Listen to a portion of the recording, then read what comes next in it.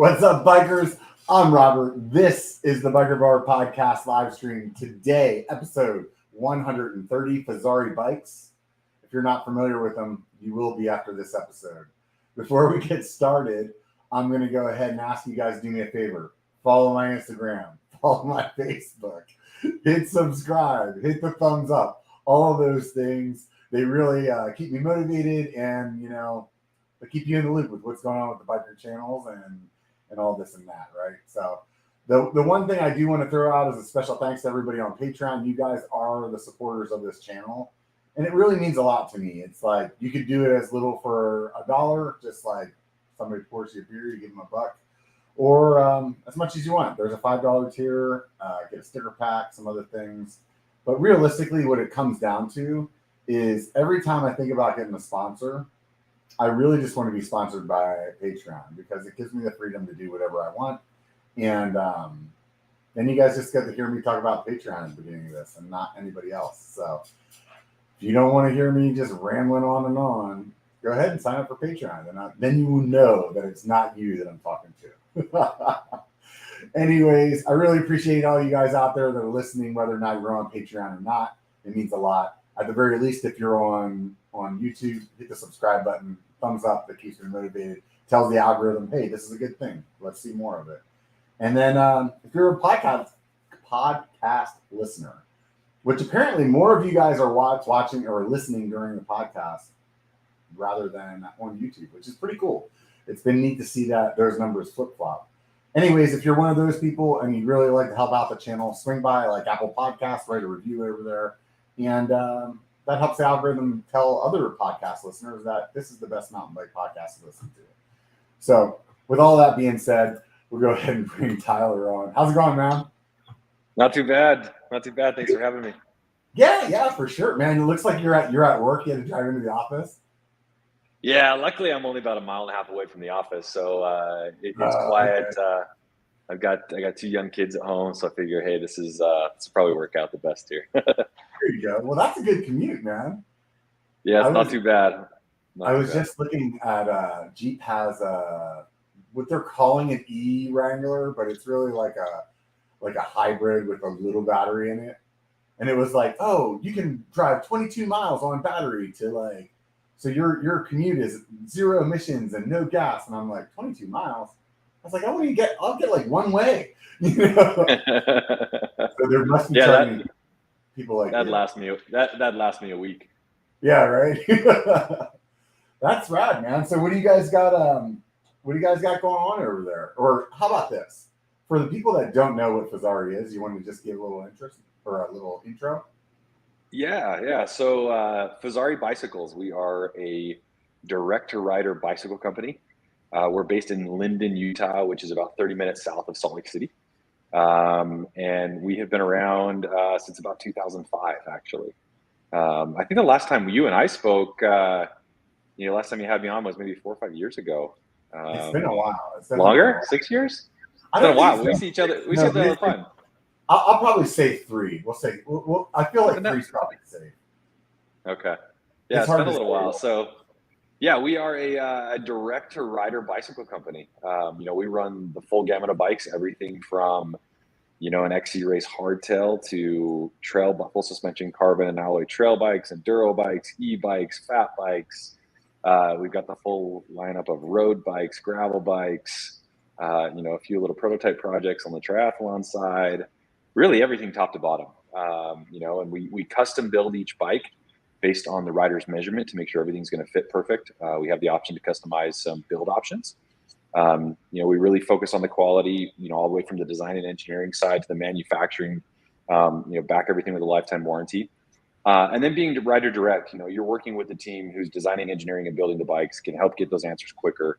We try and pick up the phone, as fast as we can. You're getting real people. And then the direct factor, we're able to save you a little extra money on top of that as well. Yeah, I remember the last time when we were talking, you guys had that fit, program where you're building it for the person. It really kind of blew me away because it's definitely not something that other companies are doing, at least not not companies that aren't like, okay, $10,000 for our bottom of the line bike, Yeah, the fit thing is something that has evolved over the years, and something that it does take quite a bit extra on our side to really to go through. Especially as you get into the mountain bikes and stuff like that, and you get like one of the biggest things we change is our like dropper posts. There's nothing worse than buying a brand new bike and that dropper post either being too much travel or too little travel. And it's, I got to swap out this post and buy a new post and try and sell that on your Craigslist or whatever, your local classified, then find a new one or whatever else.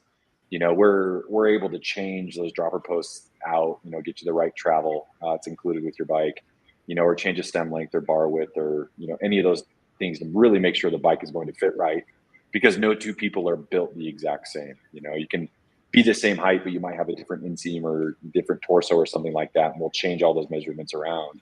You might be on the same frame size, but all the other components and things like that might be a little bit different. So instead of trying to do that yourself after the fact, it's really something we're trying to build in. It's like we're building the bikes anyways. We might as well build them, to the rider specifically. So it is a better ride experience, and people are having more fun.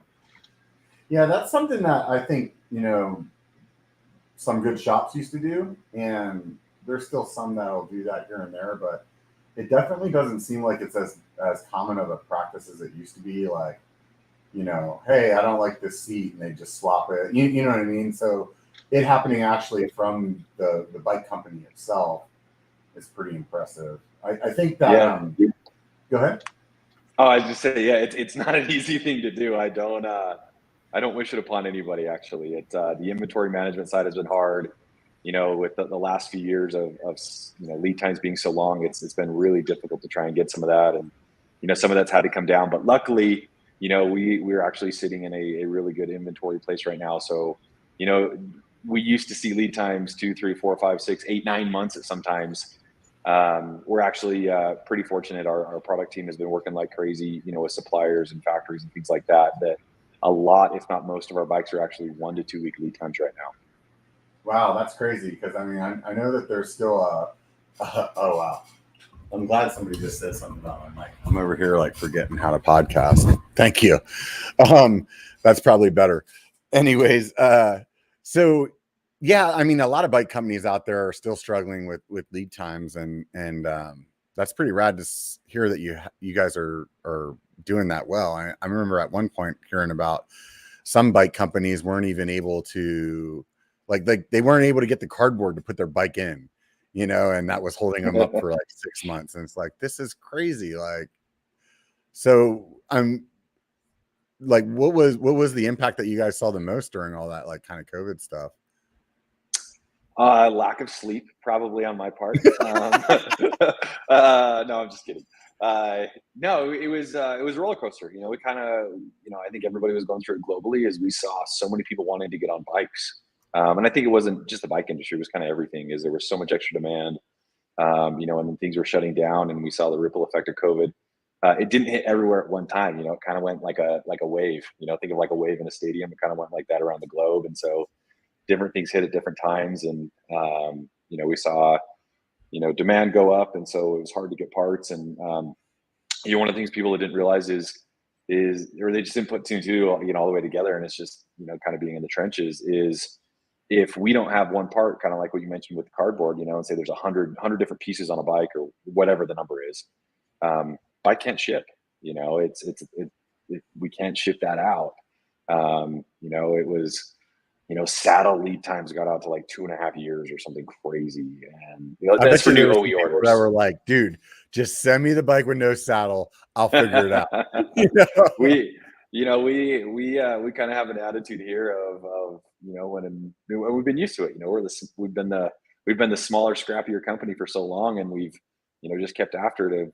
You get one door slammed in your face, and you go and try and kick in another one, and you find a solution. We're really good at from the supplier side, just working really hard to not take no for an answer. And so we really just feel lucky, of being in a position as a company, and as a brand, is having so many loyal customers and people who are so excited about bikes, and really support something that we're able to do for fun. So it's we're lucky. It's been good. Right on, man. Yeah, I could say that when I first heard of the brand, which for me definitely wasn't 2005. It was probably within the last 5 years, and since then, like, on social media, I'm seeing it more. On the trail, I'm seeing it more. And I live in an area that's pretty dominated by Santa Cruz, just because, I mean, you know how it is, like geographically, like you go to Phoenix and it's like everybody's riding Pivot, right? And I'm in Northern California, and there's a lot of Santa Cruz riders around here. And but starting to see that Fezzari definitely like pop up a lot more, like all over the place. So it's really it's cool to see a brand kind of like grow like that, you know. Yeah. How long have you been with the company? So I joined Fezzari in 2009. So it's been a little while here, and yeah, it's been good. That growth you're talking about has really been something we've been working through, and it's been we've kind of been that bootstrap story type of thing. We've been small and started small and really tried to make sure we have a good foundation, and then I think kind of like you mentioned, we're here the last 6 or 7 years, we have really just doubled down on everything we're doing, product development, programs to make sure that, customers are having a better time, education for customers, education for employees, ambassador programs that aren't your typical ambassador program that you would, typically see, on a sporting goods or outdoor company, especially on the bike industry. Just really working on that one here. About 2.5 years ago, we moved into this brand new building. We basically went from a 5,000 square foot building to a 50,000 square foot building, pretty much overnight. Yeah. And just being able to expand, do that, and obviously growing and launching new bikes, and being lucky to have such amazing customers and customer reviews, and the media really going, whoa, what are those guys doing? And being able to test those bikes and winning some shootouts and bike of the year and stuff like that. All that's really helped. But really what it comes down to is we're just a big group of passionate bikers, road, mountain, everything. And we really want to make sure that we're customer focused, and make sure that we offer the best thing for riders, because we are too. We're trying to send stuff out how we would want to ride it ourselves. So I think that's really just added to everything over the years. How did Fezzari get its start? Like, it was just like one dude was like, all right, man, I'm gonna sell bikes, like. No, actually. So I'm going to tell the story. I don't know if this story has been told in its entirety. I'm not going to I won't tell the entirety just for the lack of time, but it's really cool. So the company was started by a guy named Chris Washburn. He is in the office every day, and he probably rides as much or more than anyone in the office. And he's probably the fittest person here. He in college, he did the law degree and business degree, and he actually went and worked for a car company in Southern California. He grew up here in Utah. He was working there for a bunch of years, and then he actually had a recruiter come and find him, and said, "Hey, do you want to meet Lee Iacocca?" For those that know the name Lee Iacocca, he's kind of credited with creating the minivan, bringing Chrysler out of bankruptcy. If you watch the movie Ford versus Ferrari, he's a main character in that. Automotive company, and he'd left the automotive company, was doing a few other things.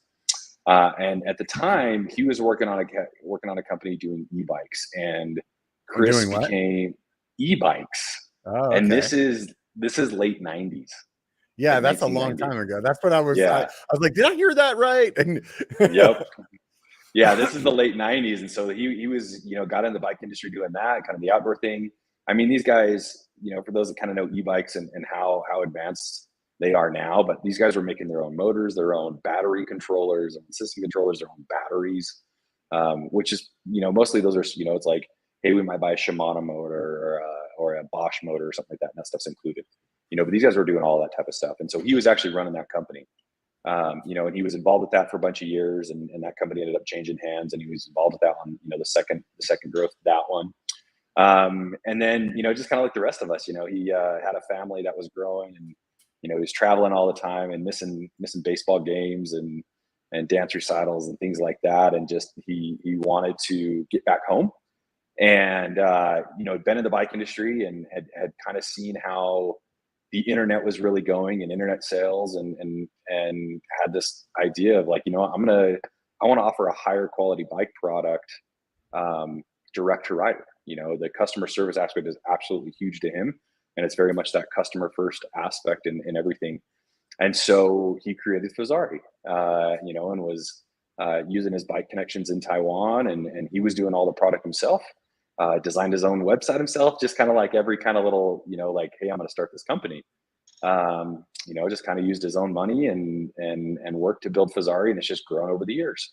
And it's pretty awesome. And to this day, he is one of the most hands-on guys, nicest guys. I feel super lucky, kind of feel that he's been my mentor over the years, because I joined Fezzari like right out of college and have been here since, and went back to grad school, and it's been pretty cool, to watch this company grow with him really, spearheading and leading this, and just seeing how, he's working to develop people, and if you talk to anybody else at work here, I think that's one of the biggest things is developing people. We do an all hands staff meeting Monday mornings, and it's everybody from with the most experience all the way down to, the 16-year-old kid. This is their first job, and we're trying to develop people.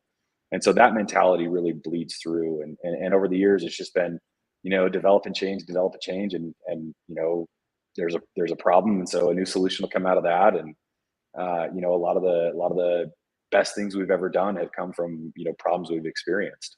So that's kind of the origin story of Fezzari. And then I really think what's kept it going is just that tenacity of put your head down and work, and build the best experience for customers. Try and build a good place to work, and build absolute best in class leading product, and make sure that you're offering the best support and best pricing and everything you can. So yeah, it really sounds like you have a pretty you have a good leader, and I think that, like, no matter what the business is or what the group of people are doing together, like, if you don't have a good leader, it really always shows. And somebody that's willing to like spend their money on their people, that's powerful, and then it makes people happy to work there, and makes people want to be part of that team, and then everybody works harder. So it's definitely a great foundation. I'll say that one of the reasons that I like Cali Protective so much is because Brad he's their leader, right? So he's the guy that's the main guy from that company, and he like truly cares about safety. Like, the marketing guys there are like, Brad's the worst guy to go to an event with, because he's like giving all our stuff away, and like some guy walks by in a helmet that's like 5 years old, and he's like, no dude, you can't be wearing that anymore, like, this is so much better, here, just take this one, and so, like, and if there's a secret that they're not supposed to be telling, Brad's gonna blow it. He's gonna tell everybody because he's just super stoked about it, right? But like, the company there, like, I just really enjoy the company. They really care about their people. They have like a free replacement for helmets, and the only, like, not the only other company, but when somebody would ask me, like, is there any other company that you've talked to that makes you feel that way? And I always tell them Fezzari. Like, the conversation that I had with you guys last time, that's what I walked away with, was that you guys really care about your people that are there, as well as you care about your customers. And that's unfortunately, that's not super common anymore, but I think because of that, that's why you guys are seeing the growth that you're seeing. That's why you're seeing you guys take off the way that you are. Well, that's what we're hoping. I think you kind of hit it right on the head, and we're trying to invest in that, and we're in this for the long haul. It's not a quick buck, and we're in it for the long haul, and we found that it might be a little bit harder, or there's some decisions that we have to make, that it's like, man, we're giving up a little bit now, but we know in 6 months, 8 months, a year, 5, 10 years, that we're going to be better off for it. Employees are going to be better off for it. Customers especially are going to be better off for it. And we make sure it works that way. I mean, we kind of have a decision tree here, like, the baseline is how do you make a decision? Can we do this? Can we not do that? What should we do? It really comes back, is it in the best interest of the customer, and is it in the best long-term interest of Fezzari? That's really how we kind of make decisions, whatever that means. And Fezzari really encompasses, the people, the product, and the company, and really the customers. We say once you get a Fezzari bike, you're part of the Fezzari family. Yeah. Well, I'm surprised that with the e-bike background that you guys weren't like the first to launch, like what was the story there?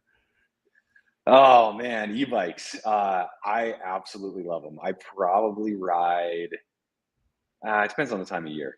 This year I've been riding a lot of e-bikes. It's something we're developing like crazy. We have our Wire Peak that has been absolutely killer. I think from the Lone Wolf this last little while, it won last year. It won Wolves in Sheep's Clothing. They're kind of like, oh, unsuspecting, and it kind of blew their socks off. We're developing like crazy. That's one of the area. And there's more e-bikes we want to do, and more we are developing that we'll have, over the next, year or two and beyond.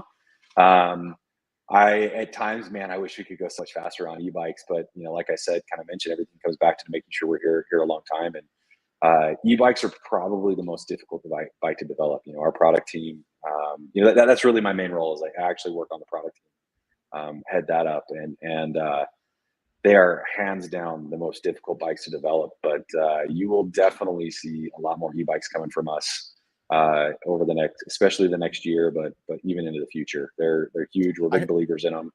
They're a lot of fun. I heard you guys had something in the pipes. I don't remember where I saw it or heard it. Some newer engine, super light battery, or something like that. We're always working on stuff. Oh, he's like, that's what I can. That's what I can say to that is we're always working on stuff. Yeah, we'll leave it at that. How about that? Yeah. So let's talk about the Wire Peak. That's the one that you guys have right now. So what's the price range on that thing? So the Wire Peak is our aluminum e-bike. It's 140 rear travel, 150 or 160 front travel, depending on the level of the build. But that one starts under 4,000. I think for $38.99 on that base build for us for an e-bike. It's an E7000 motor, Shimano motor, just a good all around package. It's awesome, for trail riding. Just good all around riding. And then, we jump up from there up to the EPA motors, DVO suspension, higher end drivetrain. Then we even get up even higher, higher end brakes and wheels, up to 6,000. We kind of peak out at 6,000 as far as stock builds. But again, with that customization, there's things we can change.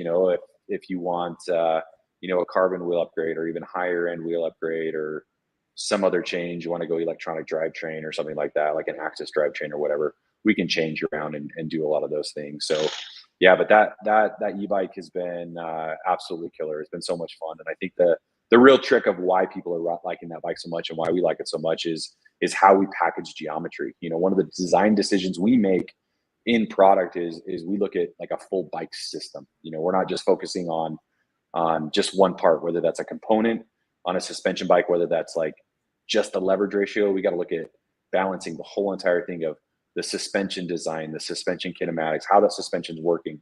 How does it actually work with a motor? What happens with the offset of the motor? What happens to the weight, the balance? And it's really tying that whole entire circus, I guess, really is into one piece and really making that really balanced. And so the things that really make the Wire Peak stand out and why it handles the way it does is I really think it's the geometry and what we do with the suspension. We made a shorter rear triangle, so the bike stays light and snappy and keeps the weight low as far as like the center of the gravity goes, and makes the bike a lot of fun to handle. And the price point, you can own it under 4 and go up from there. So yeah. So you said the 6,000 was a carbon frame. So we're just aluminum right now. Just aluminum. Okay. But like I said, we are always working on new products. Those of you guys listening, you can see the look on his face. That's like, come on, man. I really want to talk about this, but I can't. I don't know anything. I'll let you go on that, seeing as how you run the e-bike, or you're a part of that group. So we'll expect to see more from Fezzari and the e-bike line here soon. What are you excited about? Oh man, I've been riding bikes a lot. That's been a lot of fun. Being able to get out. What's been really fun is seeing more and more people out. We're doing a lot with some of the younger up and coming cross country racers. Recently today, we're Sunday, July 31st, we got the World Cup happening here in the US. Cross country downhill today was the men's Olympic cross country. We actually had a bike in that today, which I'm pretty stoked about. That was awesome to see. Oh, wow. Right on. Our Signal Peak was in the World Cup today. So yeah, it's just it's been a really good time. Just riding bikes has been huge. That's got me the most excited right now. So Yeah. I see you guys at a lot of events. So if people want to try your stuff, since you're direct to consumer, which is the way to go about it? I mean, I can't remember. Yeah, you were at Sedona. I think I was talking to you there. So you would have bikes there. Do you guys do like outer bike and stuff like that, or? Yeah. So we're Sedona. We try and hit a lot of the festivals, especially the bike demo festivals, is because we know that being ride direct, trying bikes out is a big deal. So upcoming, we actually have a lot more planned. We will be at the 2 outer bikes this year in Moab and Bentonville. We were at the Bentonville Mountain Bike Fest, earlier this summer. But upcoming, we're actually just put out a big demo tour. So we'll be San Diego through Arizona, Texas, up to Bentonville. And if you're looking to have us come in your area, let us know. Through our social media channels. We actually just put a newsletter out Friday. Kind of talking about that demo tour, and where people want to see us as well. So we got 2 vans and 2 demo fleets, and bikes are in stock. So we're moving as fast as we can. So yeah, look first to the outer bikes. San Diego Mountain Bike Festival, Mount Laguna, happening October, I believe. So I'm sure someone will correct me on that. We'll be there. And then we're going to make some stops along the way out to Bentonville.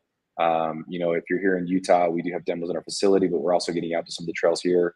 We're looking up at Boise, kind of all over the place, mostly in the West, but we're starting to work our way back east as well. Right on. So basically take a look at your website, and there's probably a listing there of like all the events or where you guys are going. Yeah, that'll get up, but also our social media channel. But it's kind of funny you mentioned that the hey, trying them out direct consumer, and kind of what I mentioned earlier of as we've evolved and kind of that whole founding story is when we see problems, we try and find a solution to them. And so that demo program is like, hey, I want to try the bike before I buy it. That is actually how we came up with our 30-day love it or return it program. So it was really to find that hurdle of we're hearing customers, and we're trying to listen to them as much as we can and do its best. Is it's like, I want to try it. I'd buy it, but I want to try it. I want to try it. So we said, you know what? We're that confident in the 23-point custom setup. That's that whole fit system we're doing before. Our bike itself and the quality that, hey, we're going to give riders 30 days to ride the bike and then like ride it on their own trails. And if they don't love it, they can ship it back and we'll refund the money. It's kind of unheard of in the direct to rider.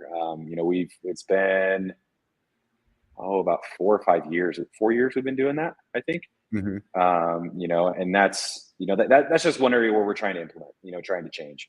And so now that we've grown a little bit more and we can support some more of those demos and stuff like that, we're trying to get out, go to people a little bit more. But if we're not coming in your area, that is one thing that we do offer is, you might have a buddy who has one or seen one, or you might be listening or watching this that hop onto Fezzari.com, buy that bike, and it really is kind of that risk free. And if it doesn't work for you, we do run through that whole fit process. We want to make sure it's a bike. We're not just slinging something out the door. We want to build something for you, that works in whatever price point. And if it doesn't work, ship the bike back. We'll refund the money. We're that confident in the system and really making sure it is something that's going to be right. So. What do you guys do with the bikes that come back? I mean, I would have loved to say that you never get one back, but like maybe like one or two has to come back, right? It's almost zero actually that do come back. So yeah, we'll get one.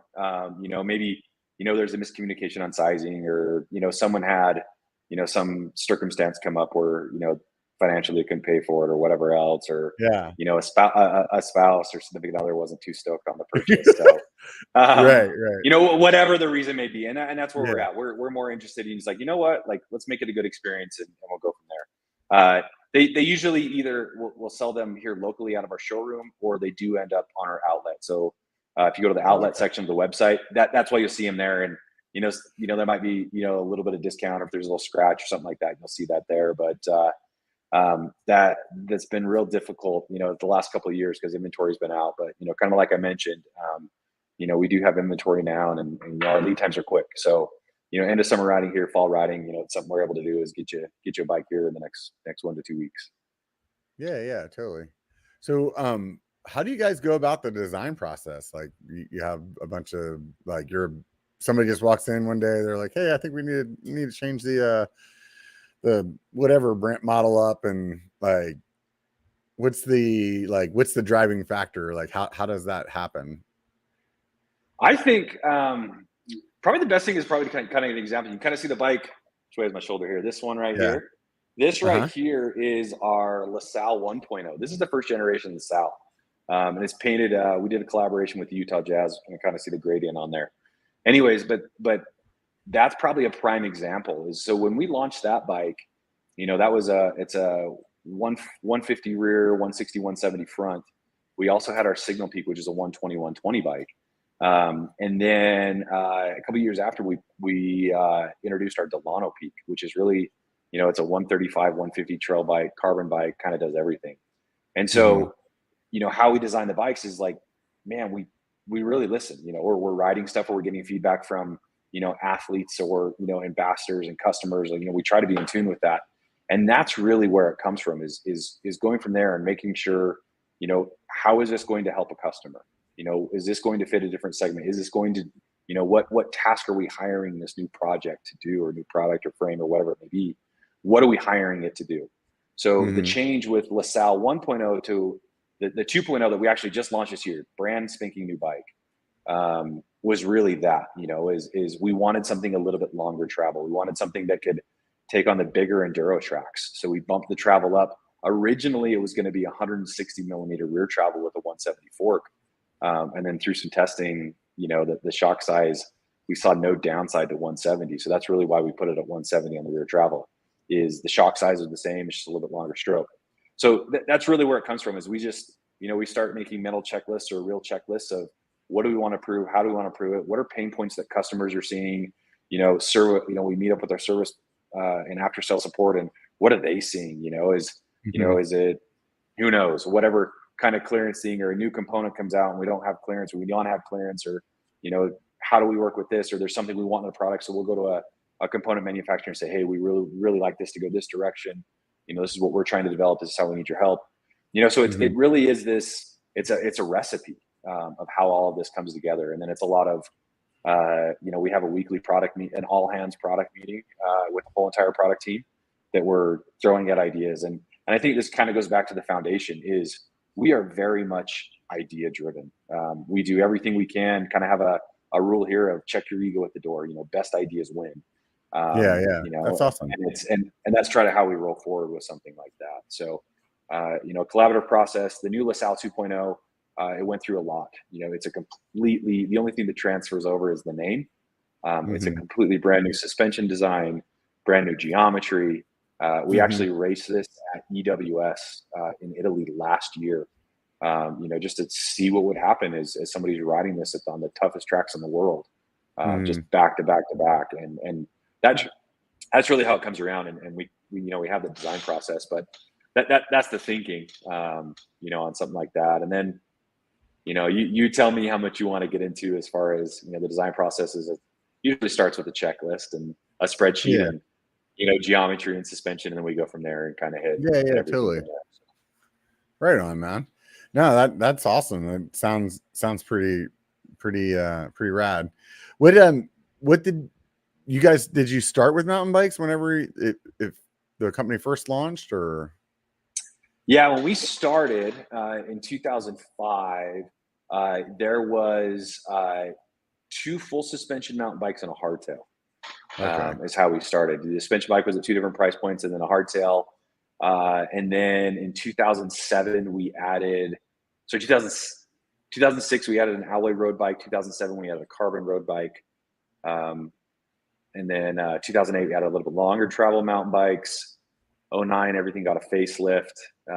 Facelift again in 2013. Some new stuff in 2014, and we've just been continually adding models and models and models. You guys have a gravel bike now too, don't you? We do, yeah. The new Schaefer. So it's the second iteration of that bike, and that bike's gone crazy. That took a lot of the leaning from the mountain bikes, and I think everyone that's been on that one has been super excited about it. Just the stability and pace, and that bike's been really popular. Yeah, I mean, so at this point, it's like you guys have everything, like whatever you want. You want an e-bike, you want a mountain bike, you want a road bike, like you can get it. Yeah. You guys have a kids we're bike? continuing. We do have a kids bike. We actually do. We have a 24-inch hardtail. That's awesome. My daughter's 5 and trying to get her on it. She's not quite there. She's close though. She's tall. So yeah, we do have a kids bike. Right on. That's right. So you got the whole family covered then. Yep. That's cool. Yep. What are you doing to get her riding at this point? Just she's got like a little strider or something like that, or? Oh no, she's full gas. So she's been on the strider since she was about 1.5.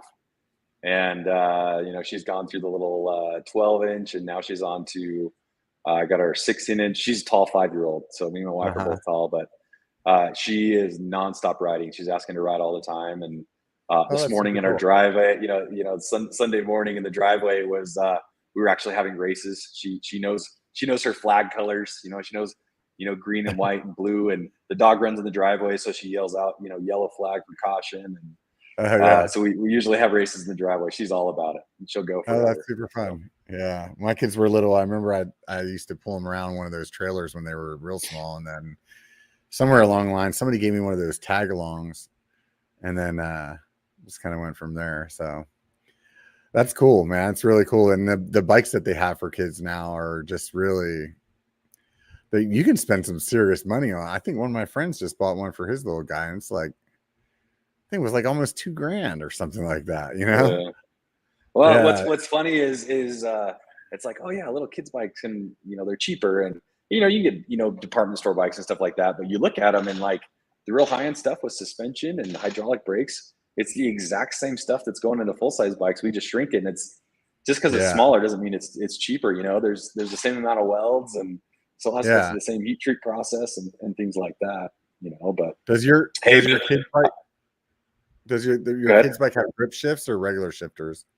So we're regular shifters. So our kids bike that we're doing, it's got a Suntour air fork on it with like a lower spring rate on it, so it can really keep moving. It's got a bigger negative chamber in there, so it'll actually move.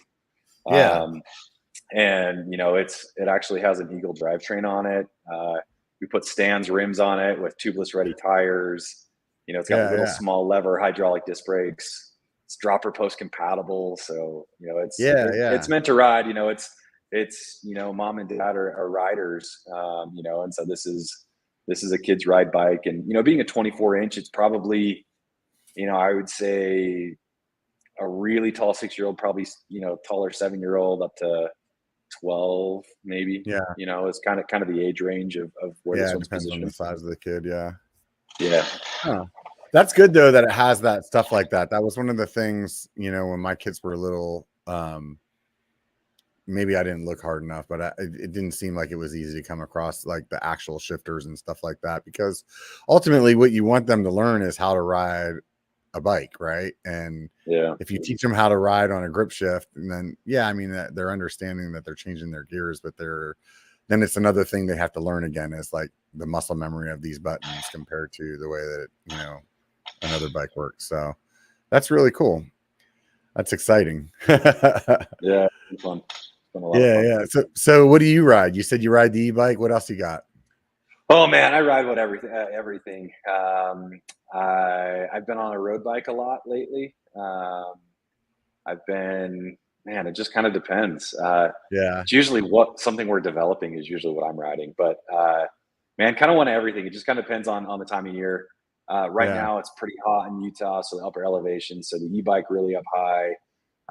Winter time, fall time, I'm usually out on the gravel bike. It's kind of not a lot of the trails are open, but the road stuff has a lot of there's a lot of sand and salt here in Utah, so it's back between there. I ride everything. There isn't a bike really that I don't like. There's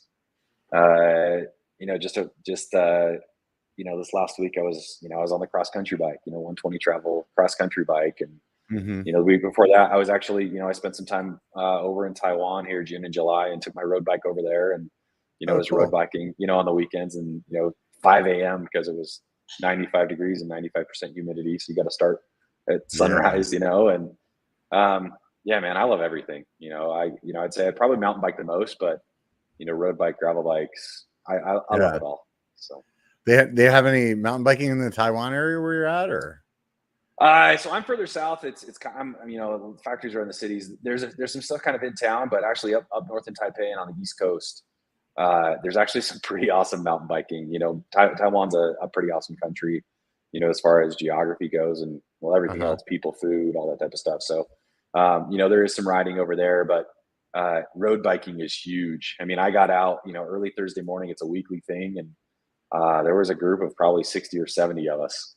And it's a weekly ride, that more they get out super early from two different parts of town. They kind of meet up. And they're like, yeah, it's a legit hammer fest. I mean, we were I looked down one time and we were doing like 34 and a half, 35 miles an hour across. I mean, it's moving. So I got dropped fast. I'm not the world's smallest guy, but yeah, I got dropped pretty quick, and then it turned into a scenic fun ride for me. So yeah, I was gonna say, man, they're dropping some watts on that kind of speed. That's for sure. Especially even if you're in a group. I mean, that group only pulls you so much. It's not like you get out of pedaling altogether, Yeah. Yep. Yeah. It was hang on for dear life cover attacks, and I just said, nope, not happening. I'm going to go enjoy it and go ride to the rice fields and mountains and stuff like that. So.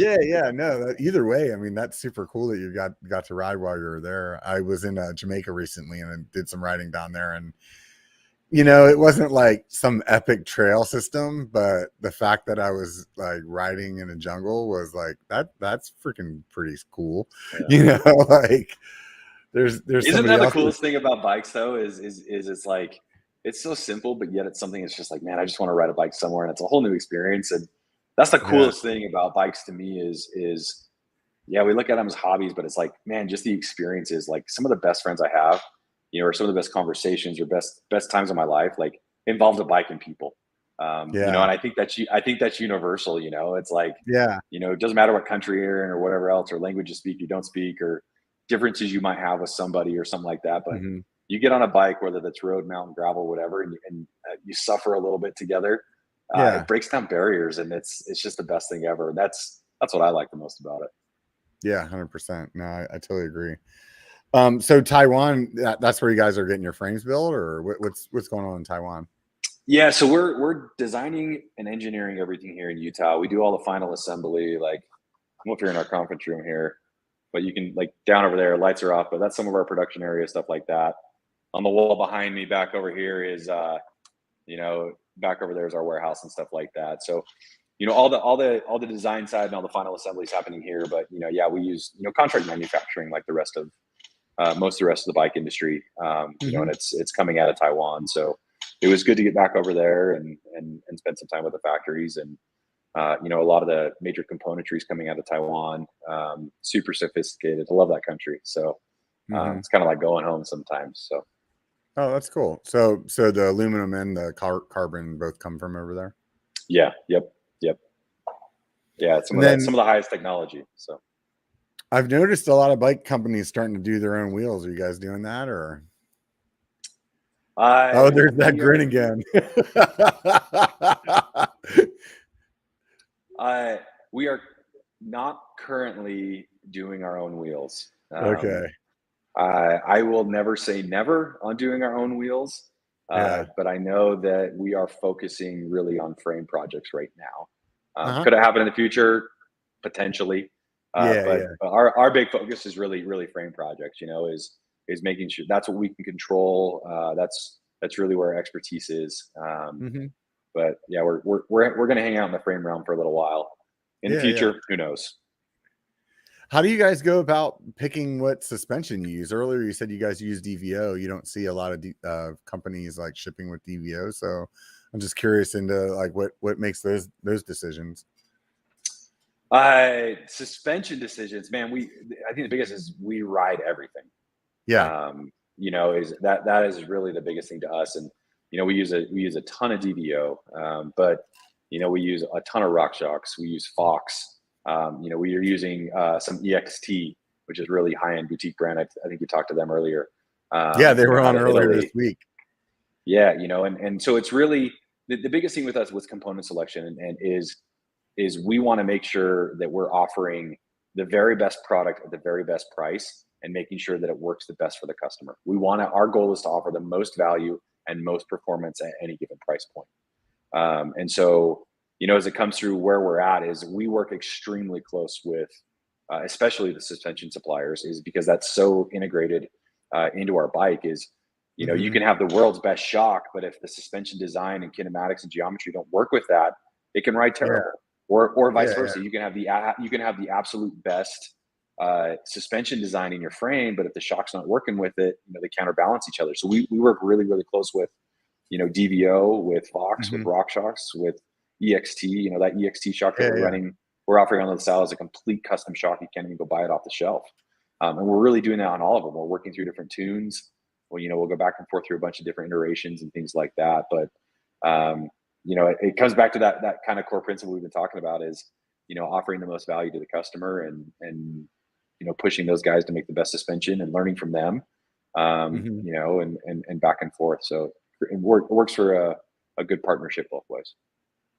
So when somebody does that custom build or whatever, they could be like, I want a Fox 36, or they could be like, I want a DVO Diamond, or they could just tell you what fork they want, or you guys have it kind of pre-configured, and like, how does that work? So the answer to that is yes, we do both. So if you look on our website, we'll hit different price points, right? Is we'll put together packages at each price point. But if somebody wants something different, we do have options actually already programmed into the website. Or if it's something you don't see, call us. Shoot us a text message, shoot us, hop on the chat, send us an email. We'll work to build you whatever bike you want. We're working really hard to put together pre-configured packages at different price points. But we see it a lot, it's, hey, I want that top end, X01 Axis bike, but I want RockShox, I want DVO, I want an EXT, I want Fox. We might put something else on it at that, but we'll change all that around. So yes is the answer. We have both. That's really rad, because a friend of mine and I were having a conversation just the other day where we've been riding long enough, and it's basically almost pointless to go buy a bike already built from a shop, because we have all these opinions about like what parts that we like to use. You know what I mean? So it's like, if I went out and bought like the brand new Bronson, I would take half the parts off of it and swap it with other stuff that I just have like my own personal preference for. It's like, oh, that comes with let's just say it's a Fox reverb. I don't know what dropper it is. It's like, oh, that's a reverb, but I can only get that in 170 and I want a 200 or a 210. So I'm gonna swap that out. And then it's like, everybody, like, if you've been riding for a while, you have a saddle that you like, and then it's like, well, I really like these 1-up bars, so there goes those. And next thing you know, you've rebuilt the bike. And so we were having this conversation about like, man, I guess I'm at a spot now where I just have to custom build because I have too many opinions. But it sounds like if you go with a company like Fezzari, it's like you can work with that then, and actually still not have to go through all that like extra customization kind of stuff after the fact. That's really rad. Yeah, we do offer that. I will say, like, man, our product team and our customer team and really even our build team and product resources, everything like that, like, we're all working our butts off to make sure we give the absolute best. Like, we're testing stuff nonstop. We're riding the stuff. I mean, this week, like, I'm headed on a trip to go ride componentry to see, hey, is this really going to work out? How do we want this to ride? And with really, they joke around, like our customer success people, our people that interact with customers here, they give me crap as they go, well, what's your preference? And it's like, man, it's all so good that we really try and find. And it's like, like, there's everything at that, you get the higher levels and stuff like that. It's all so good that it's hard to find that, but we're working to really put the very best product on our bikes. And it's gone both ways. I think, I'd like to think that we're pushing component companies to make better stuff, but they're also pushing us to be on our game and know what we're talking about as well. Yeah, I don't even know how you guys deal with all the different parts. Like, that's the thing to me, where it's like just having so many different options. Like, that's just gotta, especially during COVID. I mean, that had to be just a nightmare. Like I had to be like, oh, this is the worst case scenario. And then they're like, and it's going to be even worse for you guys over at Fezzari, like. Yeah, I mean, and there was time, and it's totally understandable. Like some of the component makers are working with, like, man, we just can't even get you anything, and it's like, no harm, no foul, and let's try to figure out to be the best partner as well. But there was also times where we were trying to be scrappy. We were doing everything we could to get bikes for customers. Where it's like, hey, it takes longer for example, I don't know this for a fact, but for example, like, brakes were a longer lead time. We couldn't get stuff without like front brakes or rear brakes because of, a lever specific or something. And so, we'd have a company ship an entire drivetrain kit, by ocean. But the brakes were delayed. So we would ship without the brakes, and then we would air freight the brakes, to kind of get everything to land at the same time. Or, if we couldn't find one thing, we'd try and find a substitution or, whatever it may be. And, we were working like crazy to do that, but really like kudos to our customers. I mean, most customers were really awesome. It's like, yeah, I get it. Let's find a substitution, and because they realized that we were really just doing everything we had to have their interest in mind. And it was super hard, but coming out of all this, man, like I think that's the coolest thing we have about the bike industry is for the most part, people are really cool. It's a passion, and it's a huge hobby, and it worked through. But luckily, I don't want to say it's 100% past us, but like hats off to the product team here, hats off to suppliers. They've worked their butts off. So, we do have bikes now, or we're doing okay on componentry and things like that. So, we do have a lot more of that customization that we did offer a few years ago that kind of went away during the COVID is coming back now. So. I assume you guys saw like a huge uptick in sales like during COVID. Have you seen that like level or start to drop, or what does it look like that momentum staying? I think it shifted. We saw a huge uptick of, kind of deemed it like the COVID rider, right? It's hey, I can't do anything else. Hey, I'll ride a bike. A buddy's riding a bike. I'll try this, whatever. I can get out on a bike, whatever else. We saw a huge uptick in that.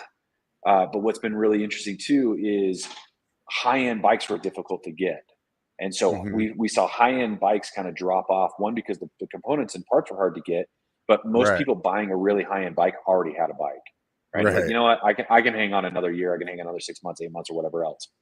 So what we have seen now is high-end bikes, mid and high-end bikes are still going really well.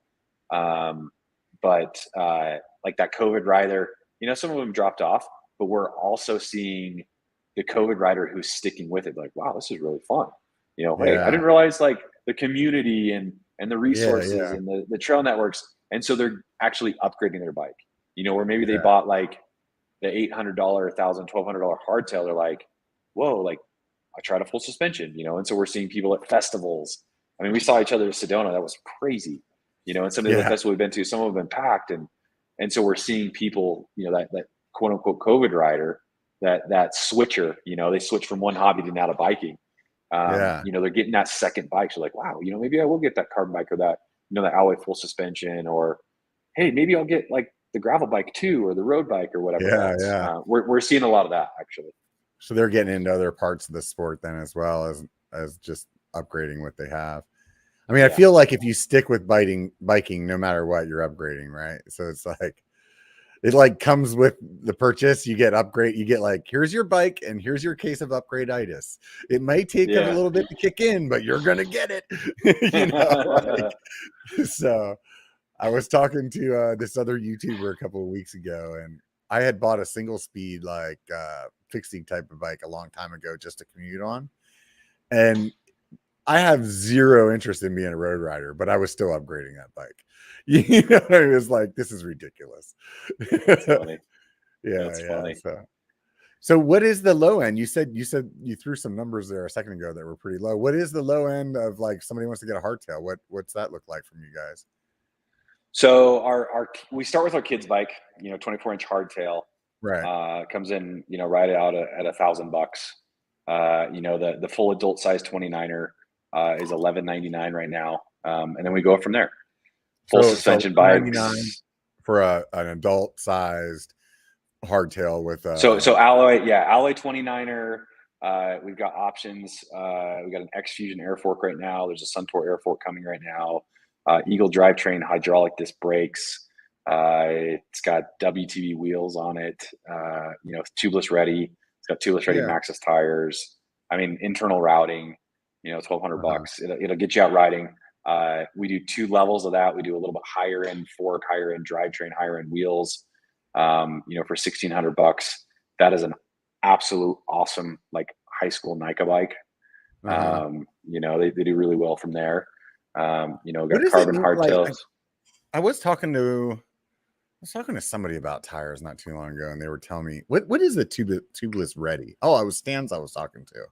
So when it says tubeless ready, is it what does that mean? Because to me, I'm like, well, why don't you just put sealant in it? It probably costs just as much as putting a tube in there. So the super technical version of this, I'm going to default to the tire and the rim companies because that's an ongoing debate of what the actual standard is. But essentially, what changes from a wire bead tire to a folding bead, tubeless ready bead?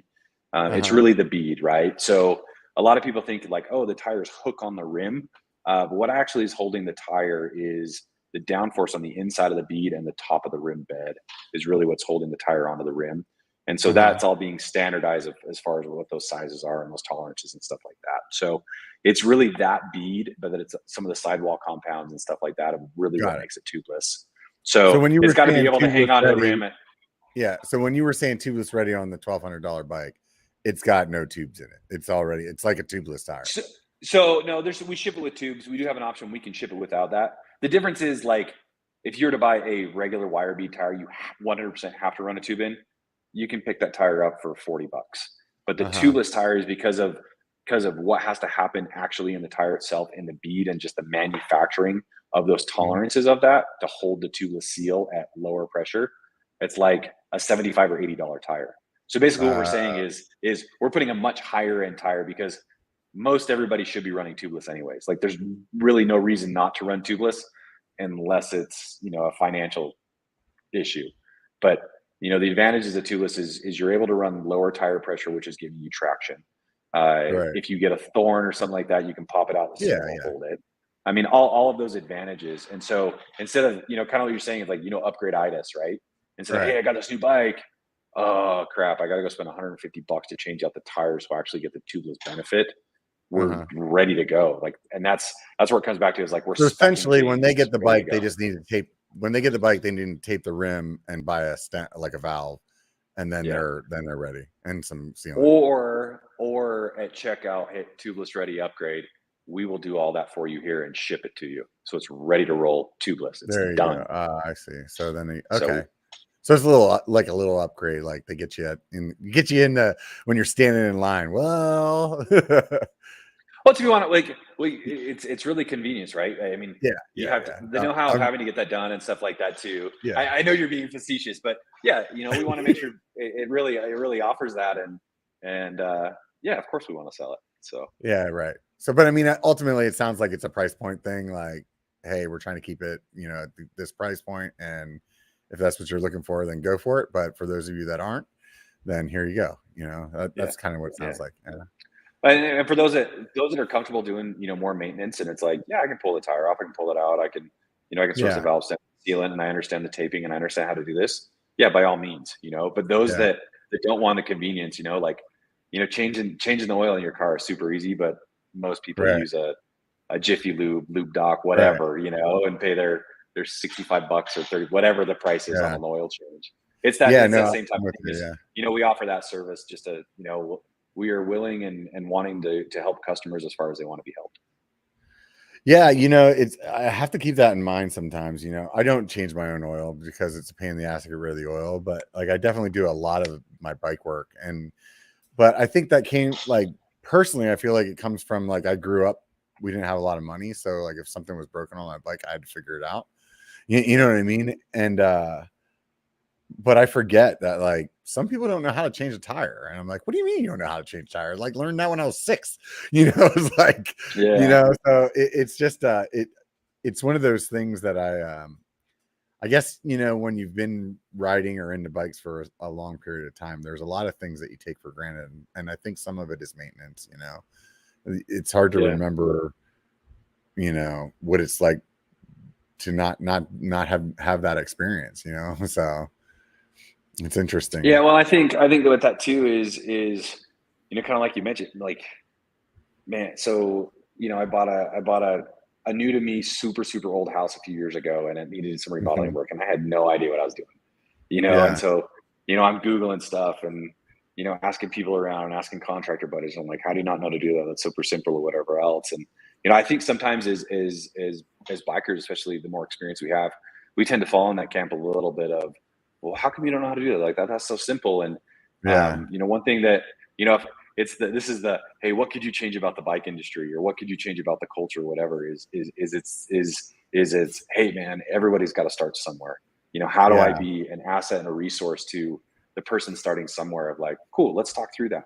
Let's talk through tires. Let's talk through setup, suspension setup. That's one I've been really working on and working to educate as many people I can is suspension, the last, 6-8 months of so proper suspension setup and stuff. Yeah. And it like, changes the ride. That's one of those things where I'm just starting to like, I think with me in the past, it's just kind of been like, I don't even care to learn. I'd rather just have somebody else do it. Cause it just like every time somebody starts talking suspension, it seems like once you learn about suspension, all of a sudden when you start speaking, it's like, wah, wah, wah, wah, wah, to anybody that doesn't know what you're talking about. So usually I'm like, oh yeah, I don't quite understand this rebound. And then somebody starts talking, they're like 3 clicks and this a bit. And then I'm like, all of a sudden it's a different language. But like recently I'm finally getting to the point where I notice changes in it. You know what I mean? And I don't know why that is. Maybe I'm just paying attention, or it's because I've ridden so many different bikes now at this point, or I don't know actually what it is, but it's like, oh yeah, I can tell my rebound's too fast right now. Where like a couple years ago, I'd just be like, man, this feels like shit. What's wrong with it? Somebody asked me, and I'd be like, I don't know. It just feels like shit. I don't know at all. So, well, and that's one thing we're trying to do, is trying to offer more of that education, whether that's in person. And, we've talked about video series or things like that of demystifying suspension, because I think sometimes we overcomplicate it. We can get really techie and, into leverage ratios, M-square, anti-rise, axle path, axle degree, like all this type of stuff, but it's just like, what does that mean? How do we take this and go, hey, I'm hitting successive bumps and this is harsh. What can I change? Rebound's probably too slow if you're in a straight line and things are too firm, or hey, I'm going through a corner and that front tire is pushing. How can I get more traction? It's like, well, compression is actually traction control. Rebound is suppleness, and helping people kind of understand that, but bringing in a way of like, oh, I can experience that on a trail. Oh, that makes sense. And versus getting really, really into the weeds, kind of try to make it more understandable, or use analogies that people get or something like that. And so, you asked me earlier, what am I excited about? Suspension. I'm excited about suspension. I'm excited about like educating on suspension, and helping people enjoy riding more and getting more out of their bikes. That would be one for me. Right on, man. So what's the deal with the EXT that you guys are using? I was going to ask you earlier if you guys had any bikes that were able to run a coil, and you kind of just answered it without knowing that I was thinking about that. So let's talk about it. Yeah, the new LaSalle Peak, brand new bike. We do offer an EXT package on that. So it's the Era fork with the dual chambers and things like that on the front. But then the coil shock, it's a custom built coil for us. Has some of the features that you can find in Arma and Storia, kind of back and forth, but really tuned in for our kinematics. Kind of in between. We run the bigger shaft and things like that in that. So that is an upgrade option. You can hit at checkout, on the new LaSalle Peak. It's pretty awesome. We actually have one of our factory independent enduro racers is on that one. He's been racing a lot of the BMEs here in the US, some other races. So he's racing that. But we do have, we've got a lot of different suspension, but we do have our factory enduro team. So we have a full factory enduro team, was out at nationals, out of the BMEs, and they're on DBO. So we can go go kind of both ways, falls into that custom spec, but it's been fun to be able to work with, both of those guys and really tune that suspension into the bike both ways. Yeah, I never ridden a coil before I was using theirs, and it's just really changed my perception on suspension altogether. At this point, I'm like, I don't want to ride anything. It's not a coil. I turned into one of those guys. I wasn't even trying to. And then as soon as I rode it, it was just like, it just blew my mind. I don't know if it's just because I'm a bigger guy or how I'm riding or where I'm riding. I don't know what it is. It's just like magic sauce on those. Like that coil just feels amazing. Yeah.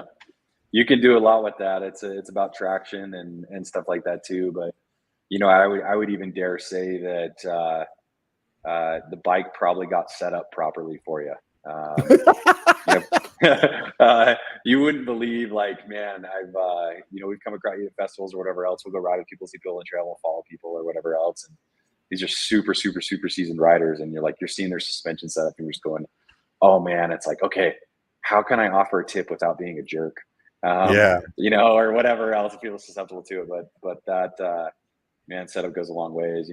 It's so often we see people, 5, 6, 10, 12 years of riding experience. We see them all choppered out.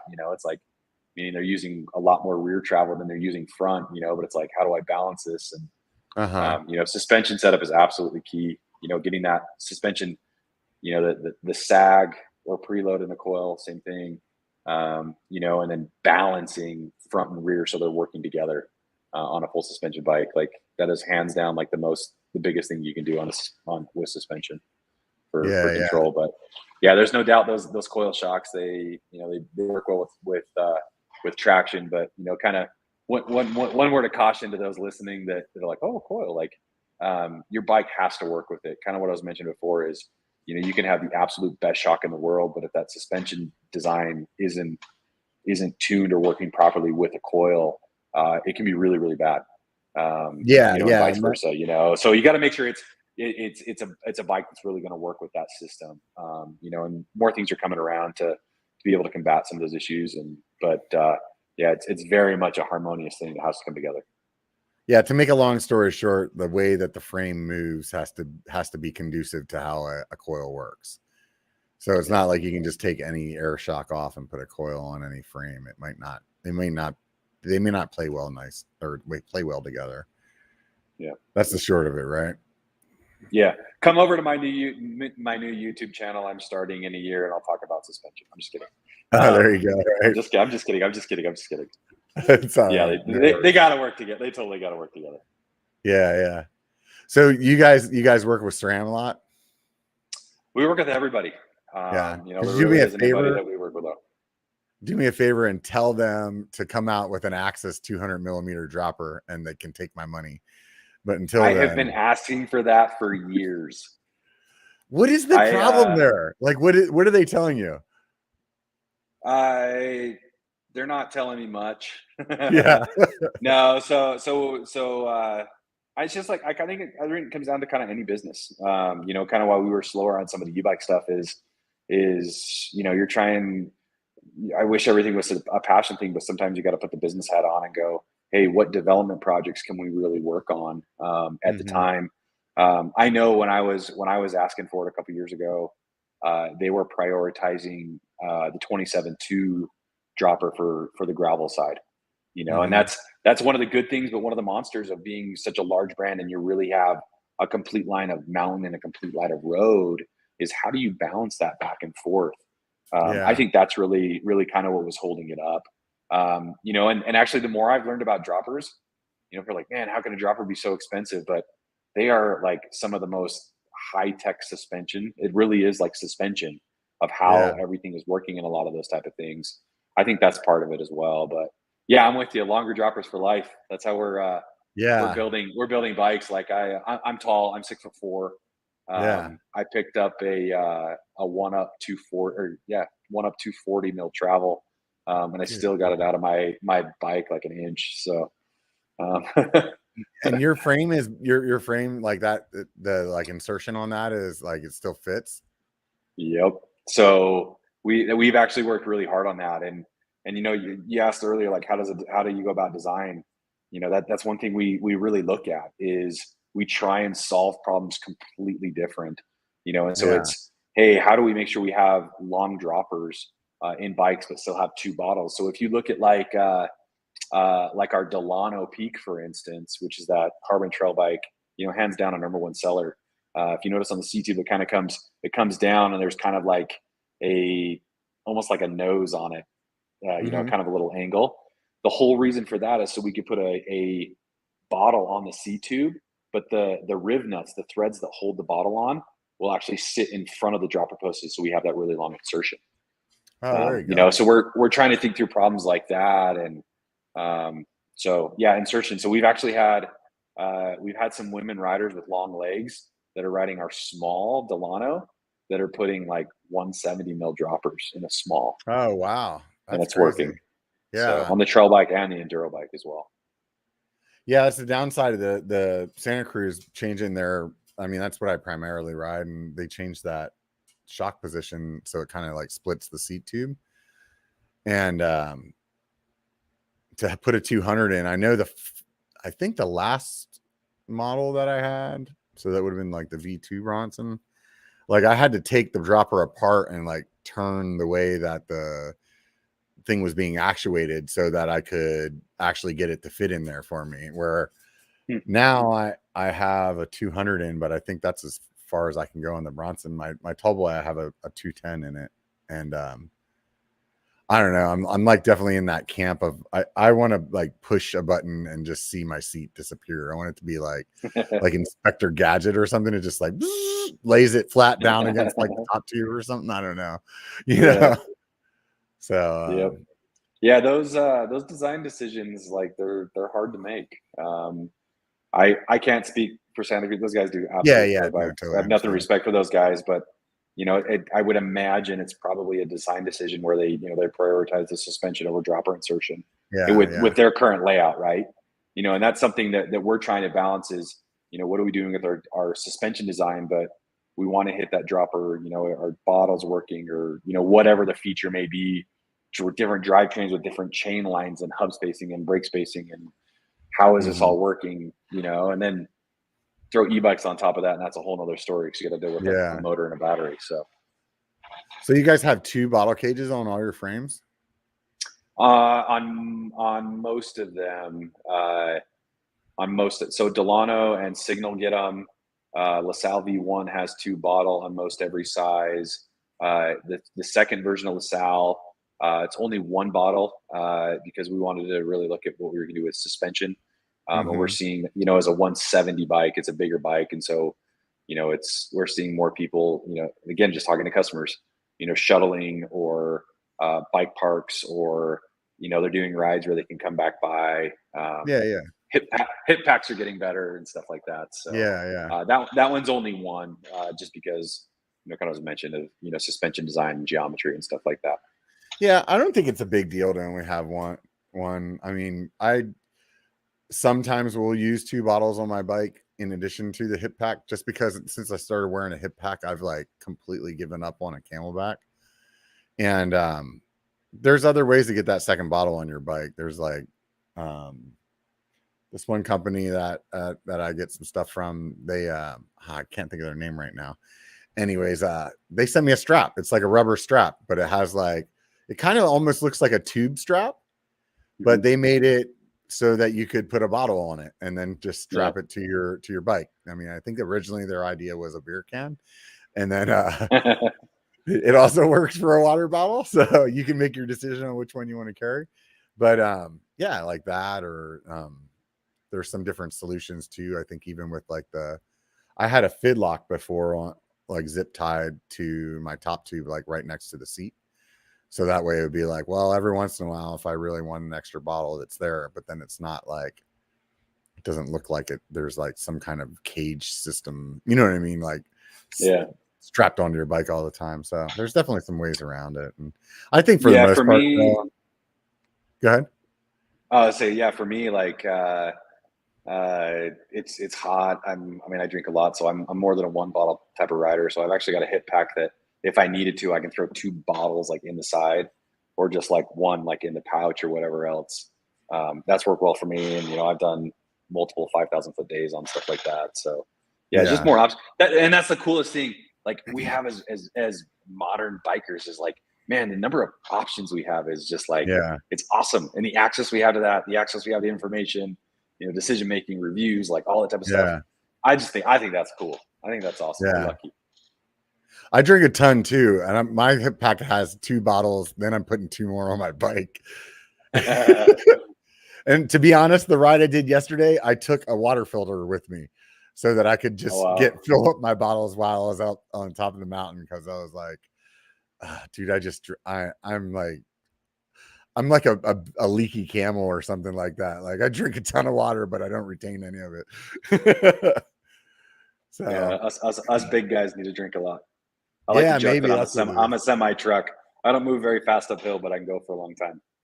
Yeah, I'm always teasing my one buddy because he's a typical biker size, like 170 or 180 or whatever and like whenever we're going downhill, I always purposely tell him that like I'm not pedaling as I go past him, like where I can see him just cranking, and I'll be like, I'm not pedaling. It's like this inside joke. Yeah, it's a good time, but it's also just as funny to him when he just zooms right past me as soon as it starts going up. Then he's like, I'm not pedaling. Like, great. That's awesome. Okay. Gravity only works for me one direction, right? So, so with the e-bike, what kind of range are you guys getting out of that? We're seeing, we went on a ride a couple weeks ago here, of American Fork Canyon, which is right by us, some of the best riding ever. But with a 500 watt hour battery, kind of sharing modes, we're getting close to 5,000 feet, about 4,500, depending on the mode and the steepness. But really range on the e-bike has to do with rider weight and elevation. But we're right around that 4,500 foot mark. And then is that like a rider? Is the battery removable where somebody could have like an extra battery, or like if they were doing some kind of we've actually done some big rides like that where we've taken a battery and thrown it in the pack and ridden with it the whole entire time. But it's a fast little swap. It's one bolt, pop a little key, pop the new one in and out. So it's a fast change, something that is possible, and we've got extra batteries and stuff like that. So how much does an extra battery cost? We're selling those for $600. I know a lot of other companies are selling them upwards of like $800 or $900.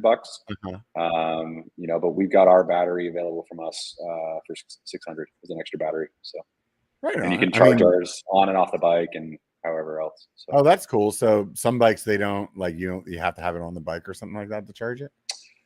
Ours is easy to come out. Ours drops out easy, and we have an off-bike charger. Some of them they're just harder to remove. It just depends on the design where it's. You'd have to drop a whole motor system. We purposely designed this particular one to come in and out, being a 504 watt hour battery. So can you charge it in the bike too? Yes. So you can do it either way.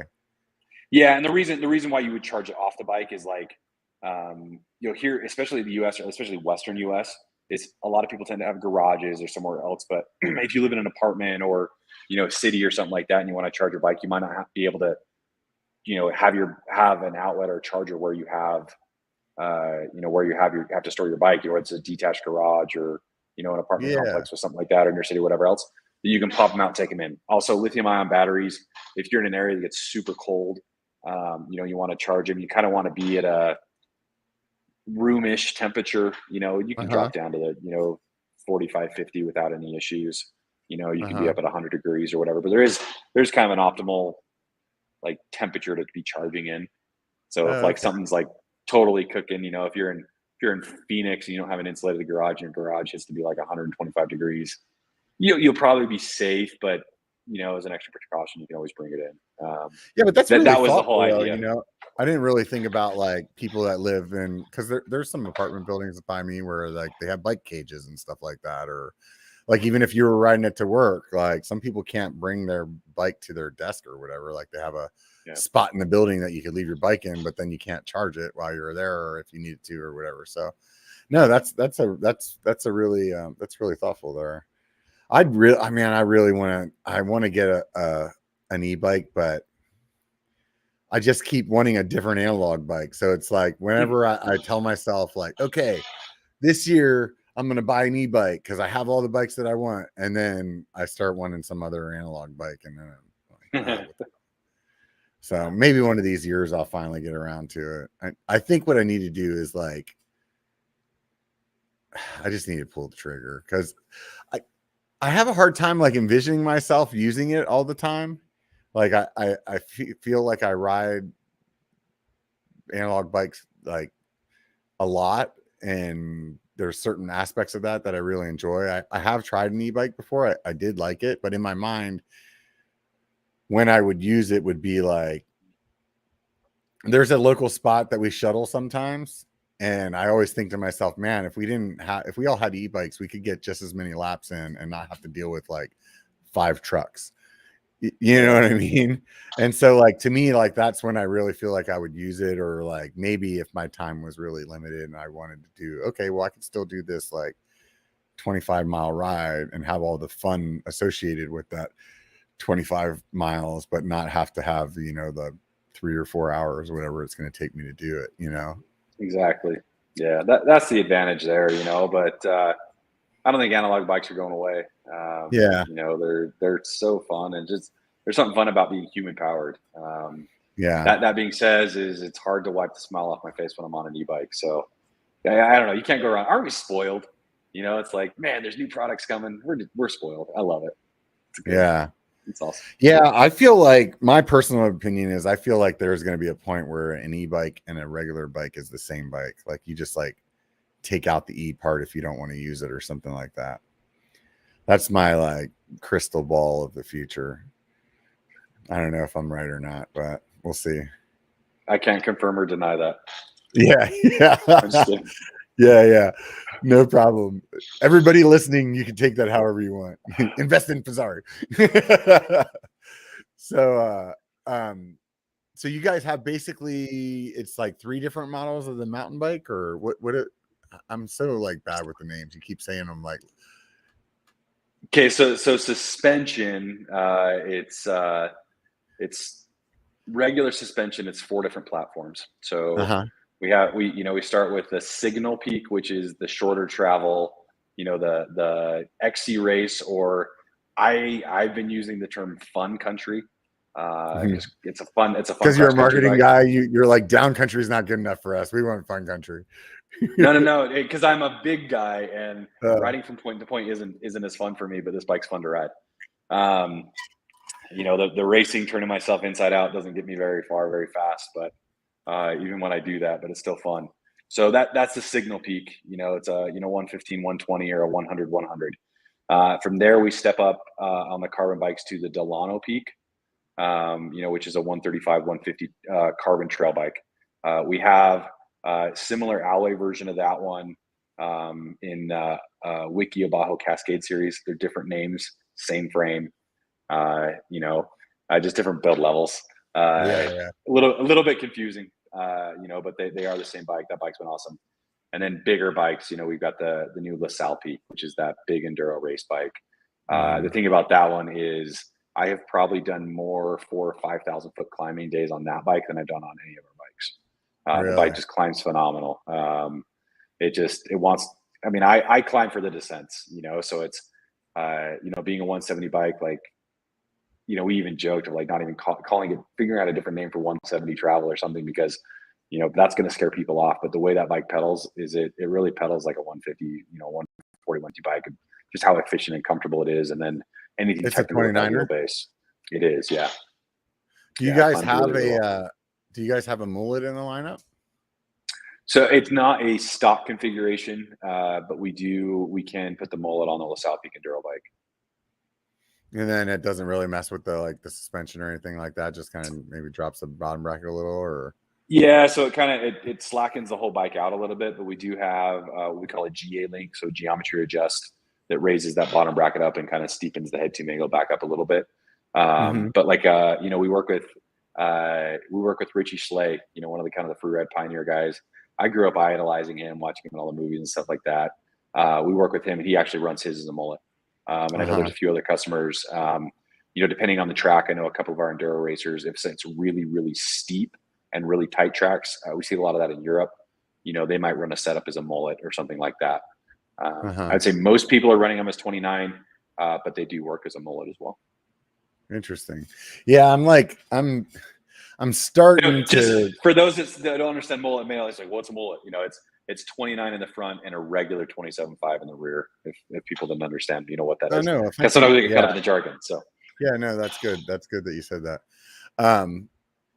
I'm starting to like drink some of the 29er Kool-Aid. So I've been riding my tall boy long enough that I'm like, okay, I can see it, but I really still enjoy my 27.5 bike a lot. But I've had a few friends that have been riding mullets, and it seems like it's got my interest. You know what I mean? So I'm really kind of questioning whether or not it's something I want to do. But I've also even put some thought into just trying another like a bigger full-on 29er, which I really never thought I would say that. I really didn't just bike companies in general have gotten so good at actually making those bikes responsive. And that was the thing that for the longest time, the 29er just always felt kind of sluggish to me. And I kind of felt like no matter which one I tried, I always felt like it didn't always take the line that I wanted it to take. It would sometimes take the line that it wanted to take. I mean, it was good. We still both came out the end fine, but it was I liked that twitchiness of the 27.5. Even for me, I was one of those guys that held out even going to 27.5, where that part of 26 I really enjoyed. And I felt like 27.5 was okay, I got a little more rollover and I can see it. You know what I mean? Yeah. Yeah, no, we've been, it's taken a few years, but there's been some component changes that have allowed us to make bigger wheel bike better. One by, the not having to make space for a front derailleur, man, that opened up so many opportunities to really shorten in those rear ends. And I know everyone hated it, but running a boost, 148 spacing, that actually allowed us to shorten bikes up, because what we were able to do with that chainstay shape and clearances and stuff like that, it's been cool to see all that change with a few things like that. But then even more recently, we've changed and experimented with different offsets and forks. That changes front end handling. Is that those bikes get longer travel and longer wheelbase and larger diameter wheels. But what else has been interesting to see with that is new trails are changing. I don't know if people have picked up on that, but the trails we're riding trails faster, and so I'm just thinking probably the best bike park here in Utah is Deer Valley. It's the most popular up in Park City. They have an old school one a trail called Aspen Slalom, and it is literally the 90s Norba track. It's just these switchbacks, and it's super hard to ride on today's bikes, because if you looked at bikes back in the early 90s, they were 26-inch wheels straight up and stuff like that, and it's, how trails are changing, how we're riding, what we're doing, everything is kind of evolving together, it seems we've all got our different preferences and trails and stuff like that too. And I think it comes down to us as bike designers to be able to come back and let's challenge that in the fact of man, how do we take that better? That feedback of hey, I want something to have a little faster handling, a little faster responding. It's okay, well, let us learn a little more and we'll dig in on somebody or something like that and figure out, what does that actually mean? How do we define that, and then, go to work and try to adjust the bike to hit some of those. Yeah, you said a lot there that I wanted to talk about. First of all, the one by it was worth it just to not have to tune your front derailleur ever again. I hated that. You could only get one chain ring to work right for 3 rides, and then it would start rubbing. And so I would just tune it to I basically used a 3-by as a 1-by, because it was just get that middle chain ring to not be making any noise ever, and I'll just stay there. But you mentioned the boost rear wheel. Do you see the Super Boost gaining some traction, or do you feel like it's a trend, or what do you think's going on there? For us as a company, I know some other brands are doing things like that. For us as a company, we're going to stay at 148. The real big trick for us was, the how do we get a 430 mil chainstay and a 2.6 29er tire? That's really kind of what it came down to. And, you know, with some of the shapings, with how we're building our carbon fiber, you know, you know, a lot into carbon fiber goes into mold making. You know, how do we get our mold designs and stuff like that done? We were able to achieve a 430 mil chainstay length and clearance for a 29 2.6 tire with a 148.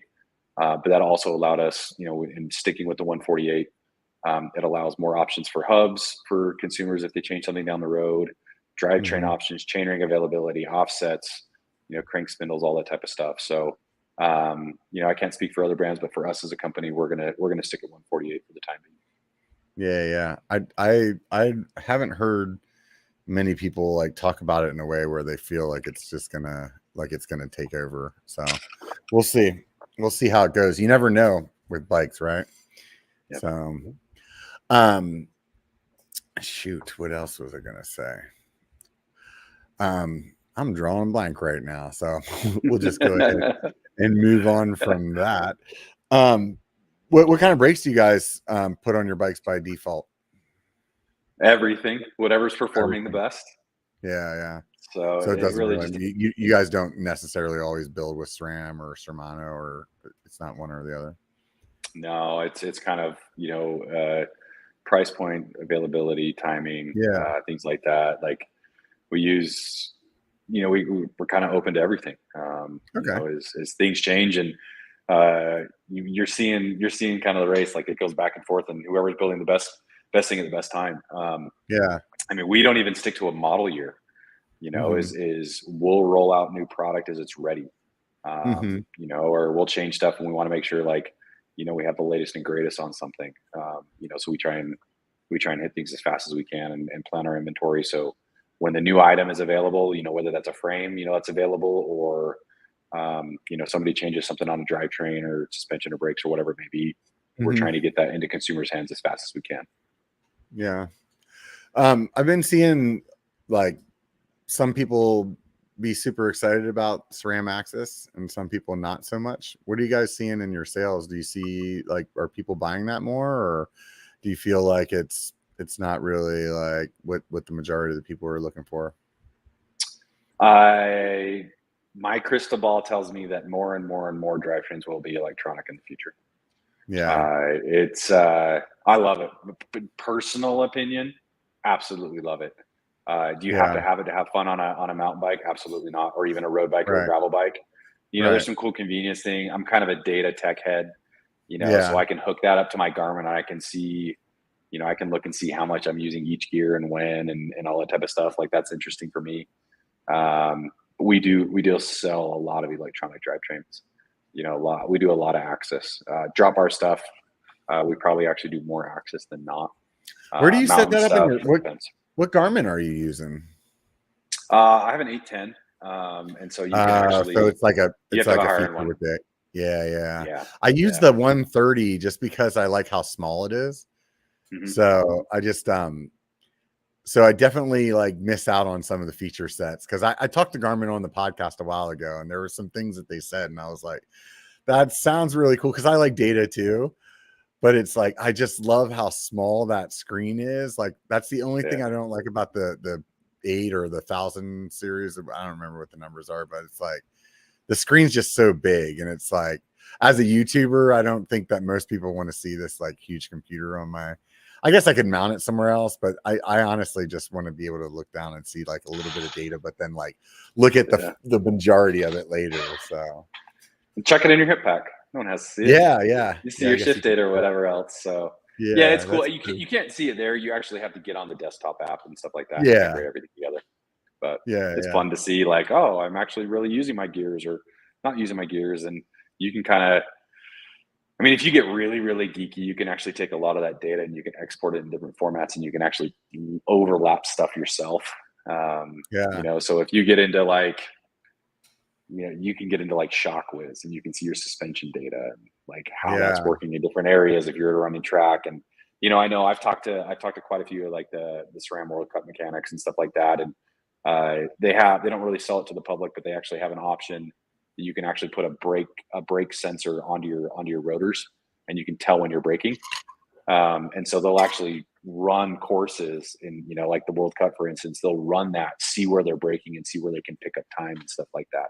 Oh wow, you know, it's really one of those. It's kind of like Formula One-esque, you know, and mountain bikes with all that data acquisition, and those guys that are a lot smarter than me can figure out how to use that to an advantage. Yeah, so, but it's cool that can happen. Yeah, the only thing that I can say bad about Axis is I hate that I can't individually adjust each like cog. So whenever I use the Archer component system, like you could bend your derailleur hanger and you could still like adjust the like fourth cog on the cassette to like make that one stop making noise, right? Without adjusting the other ones. So like on Axis, if you do that, it's same as like twisting the barrel connector. Like it'll change the shifting on all your cassette if instead of just that one. Interesting. So, I didn't know that about the Archer. Yeah, it's got like a little micro adjust. Yeah, you know, it's like 20 positions, or I can't remember. Yeah. But that's basically the same as changing your like turning your barrel. Yeah.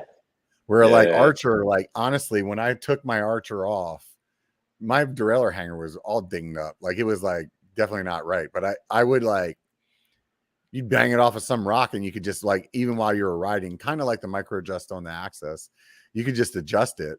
So it would stop making noise and it would still be like perfectly shifting in all the chain rings or cassette cogs, whatever you want to call it. Yeah. So that's interesting. Yeah, it was really like something that I expected out of the Axis whenever I bought it to try it out. And, I was really surprised that that wasn't like a feature set. So, with that being said, Shimano still like is only offering Di2. What do you think's going on there? I've asked them, and I think they've kind of come out publicly and said it is, if they were going to come back with Di2, they wanted to make sure it really had a big offering. You know, they had their new XT Di2 that really pairs up with the motor systems, and so there's some options. But they haven't gone wireless, so it's like, why have they not gone wireless? You know what I mean? Yeah. Oh, so like the roadsides. I actually have like a Dura-Ace Di2 bike. I think it's the battery system. You got to have. So I know on the roadside you can wire, like the shifters can be wireless from the derailleurs, but there's basically just wires to the battery. Like you have to have a wire from. It's one battery for both derailleurs, where Axis has a battery on each component. Is how they're doing it, but you can actually like the drop bar stuff, and I think the new mountain bike stuff actually too. There's no wire from the shifter to the derailleur. That part is wireless, but the wire is just to the power unit. It's just to the battery. Got it. So it's basically just a power cord, power cord to the derailleur to the battery unit, whether that's on the road bike stuff, like in a C-tube or something like that. E-bike, you can plug it right into the motor and it powers off the battery system itself. Yeah. But yeah, different systems, and the e-bike version of the XT Di2 is pretty cool, actually. Yeah. I'm surprised that the e-bikes haven't like ditched the derailleur. Like, why are e-bikes not just using some kind of like pinion gearbox or something like that? Like, it's a good question. It's a good question. I'm excited for the day that we can get rid of the derailleur. That's my biggest complaint. But it's got to be, you got to combat weight and drag and serviceability and cost and all those type of things. I wouldn't be surprised if we get there someday. Something that's kind of pushing that is that, that ceramic speed drivetrain system. That's obviously not where we want to be, but like seeing that push, it's a cool innovation. Whether it works out or it doesn't work out, but the idea was that one that looks like a cassette and then it has like a cog on it or something like that. It's kind of like it's like a drive shaft that moves, like it moves up and down the cassette, but just a concept that's not a derailleur. Like it's cool to see those guys challenge it and push that 100%. Idea. So I've said it 100 times on this podcast already, but like, hey, let's put this essential part of the drivetrain as close to the ground, and then we're going to go ride through rocks, like it just doesn't make any sense for the mountain bike at all. There was that bike that Go ahead. I was going to say, I know like being around the industry and, being on the product side and working with a lot of brands and just just a lot of smart people, from every, from the marketing to the sales to the brand, everywhere else around. There's a lot that people are thinking and working on that we don't see on the market, and then you got to get the whole business side to bring that to fruition and stuff like that. So people are always talking about stuff and coming up with ideas for all sorts of problems. And and the bike world is definitely no exception. Yeah. So you guys have, all your own engineers there. I work for a company that they make robots that go on the bottom of the ocean and do things. And cool. So, we got a bunch of engineers in there. And so like you're saying, like they're always coming up with ideas and working on things and stuff like that. So what is that that aspect of Fezzari like? Is it like, are they working like directly with riders, or like how is it like if they're deciding tomorrow, hey, you're going to bring out a new bike, does that take 2 years? Does that take like 6 months to come up with? Like I don't know what that kind of like time frame is. So our current product roadmap, we're working on new projects. Like I know one of them, we aren't planning to launch it until like 2026. Wow, okay. And that's, I mean, this is like, hey, it's component capacity, component availability, stuff we want. Yeah. Like the component in conjunction is going to work. There's a project that, we made a massive design decision on 2 weeks ago. That's going to come out in like May or June of next year. So it really depends on what it is and how it prioritizes and fits. But as far as like ideas, ideas come from everywhere. Our product team, we're kicking around ideas all the time, and we'll talk about, does this fit the brand? What problem is this solving? How is this working? But kind of design, I would say stereotypical of like, hey, we're starting to work on something. If it kind of depends on where it is and how fast everything comes together. And by the time like, hey, this is launched and introduced, it can be as fast as 9 months. It can be as long as 2 years. Like new LaSalle Peak that we launched in March of this year. The introduction date was in March. That was like 20 months is how long that one took through COVID. But I'll back way up. Like the first iteration of the Signal Peak, we launched in 2018, 2019. I can't remember. Basically, we launched the Sea Otter that year. By the time we finished drawings till we had production bikes ready was 6.5 months. Wow. That was insane. That was full gas. And then 3 months later, we launched the first iteration of the LaSalle Peak. And those were being worked on at the same time. So, on average, I would say one of the longest is the variable is design decisions. At what point are we going, okay, go, drawings are 100% done. Once we say go, it's done. And by the time it gets to market, that's about, 9 months to a year, typically, just depending on lead times and component lead times and things like that. But the design process, depending on what it is, back a napkin to, okay, we're signing off on drawings. It can be as fast as 6-8 weeks. And sometimes it's 12 months, 16 months, depending on what we have to do with adjustments. And if we like something, how it rides in a prototype or we don't. It kind of just depends on what the product is. Suspension products take quite a bit longer, because we're usually building them and 3D printing them and, running aluminum prototypes and test sleds and making adjustments and things like that as we go. So.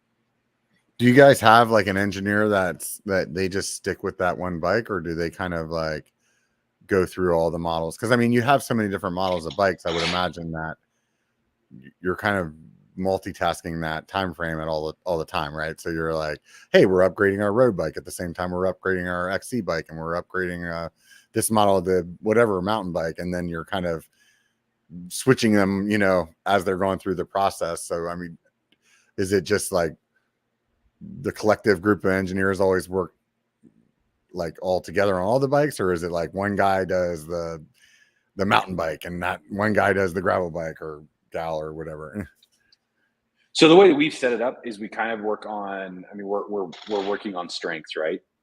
Like road bike behavior, gravel bike behavior is going to be a little bit different than mountain bike or, suspension linkage and things like that. And so but everybody's pretty proficient at a lot of things. And so we'll actually just kind of depend on what's up and who has availability and things like that to be able to work on things. But as we come to get like, there's the difference of like individual work on day to day, but then, you know, we work collectively on it. So, you know, the design team, like we'll review everybody's drawings, you know, and we'll give feedback and input and stuff like that. You know, I'm lucky to kind of lead the product team here. Like we had a conversation, like one of our product meetings here a few weeks ago, you know, one of our industrial designers, like he was pushing back really hard on something I was really excited about. Like I was pretty adamant about it. Like, hey, we're going down this route. And he was just pushing back and digging and pushing back and digging, but he was doing it all from a very like data, like driven focus and like, how does this work this? And just kind of like we were talking about, like, you know, the customer point of view status and just digging, you know, and it could have gotten really heated, but it was like, you know, I made the mistake of like, hey, like, I'm really interested in this, like too much of a personality in it. And he was just pushing back from the data side, you know, and then after the meeting, I went from there. I was like, hey, you did exactly the right thing. Keep pushing, push exactly like that. And he just went, but I'm pushing against you. And I go, but you did it from a data-driven side. And the idea he's pushing, like he was so spot on, you know, once you step back and go, hey, what's going to work for the customer? How is this going to work for the company?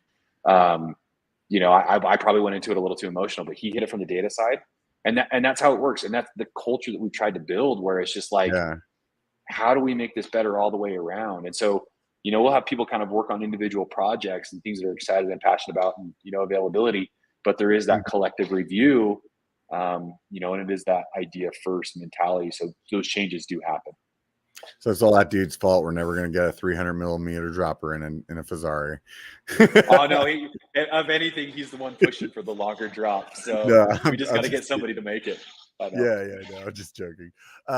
So what's the process then? So you guys design it, and I heard you mentioned 3D print. So you guys print it first. Do you like actually build the prints and like paint them, and like how does that go? So we start way back. It usually starts with a, you know, defining what the product is, you know, defining the problem it's going to solve, you know, whether that's a trail bike, e-bike, whatever we want to see. And it usually starts with kind of geometry and suspension, because, you know, where we're going to put suspension pivots really, you know, we got to make sure that those kind of blend together. Once we go there, we'll start with a 3D drawing. You know, how do we want this to look? How is it going to work? How's the shaping? What's the, you know, are we compatible with all these different shocks, all these different chain rings? You know, how does this everything fit in the space? Bottles, no bottles, you know, all of that comes together. You know, once we kind of get to that review process, you know, we'll, you know, it's building surfaces, it's building compatibility. You know, then we'll go into, you know, the carbon analysis of carbon construction. So we're building wall thicknesses and bearing tolerances and stuff like that. If there's things, little sections of it we have issues, we'll start by rough 3D print just those issues. So we may print just a head tube, we may print just a rocker link, we may print just a dropout or just a brake surface, and just double check all that in person, and then, you know, adjust drawings as needed.